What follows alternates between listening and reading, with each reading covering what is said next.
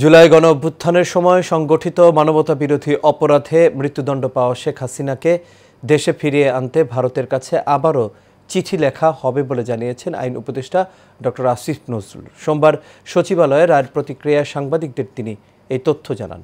এ সময় আইন উপদেষ্টা বলেন, আমরা শেখ হাসিনাকে দেশে প্রত্যার্পণের জন্য ভারতের কাছে আবারও চিঠি লিখব। ভারত যদি এই গণহত্যাকারীকে আশ্রয় দেয়া অব্যাহত রাখে, তাহলে ভারতকে বুঝতে হবে এটা বাংলাদেশ এবং বাংলাদেশ মানুষের বিরুদ্ধে একটা শত্রুতা এবং একটা নিন্দনীয় আচরণ। বিস্তারিত মণ্ডলে নামের রিপোর্টে। জুলাই গণ অভ্যুত্থান চলাকালে মানবতা বিরোধী অপরাধের মামলায় শেখ হাসিনার ফাঁসির রায়ের পর সচিবালয়ে পৃথকভাবে সাংবাদিকদের সাথে কথা বলেন আইন ও স্বরাষ্ট্র উপদেষ্টা। এখানে আমি তো কোনো আতঙ্ক দেখতে পারলাম না। আপনারা তো দেখলাম যে সারাদিন ঘুরতেছেন এদিক দিয়ে, ওখানে তো কৃষি মন্ত্রণালয়ে ঘুরতেছেন, খাবার কিনতে নাকি যাইতেছেন। আমি তো কোনো আতঙ্কই কোথায় দেখলাম না।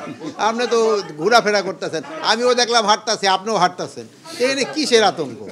নিজ মন্ত্রণালয়ে রায় নিয়ে প্রতিক্রিয়ায় আইন উপদেষ্টা ডক্টর আসিফ নজরুল বলেন, পৃথিবীর যে কোনো আদালতে বিচার হলে সর্বোচ্চ সাজাই পেত শেখ হাসিনা। আর শেখ হাসিনা এবং তার সহযোগীদের মানবতা বিরোধী অপরাধের যে তাজা, অকাট্য, জোরালো, বিস্তৃত প্রমাণ রয়েছে, তাতে পৃথিবীর যে কোনো আদালতে বিচার হলেই তার সর্বোচ্চ শাস্তি হওয়ার কথা। শেখ হাসিনাকে ভারত থেকে প্রত্যর্পণের জন্য আবারও চিঠি দেওয়া হবে বলেও জানান তিনি।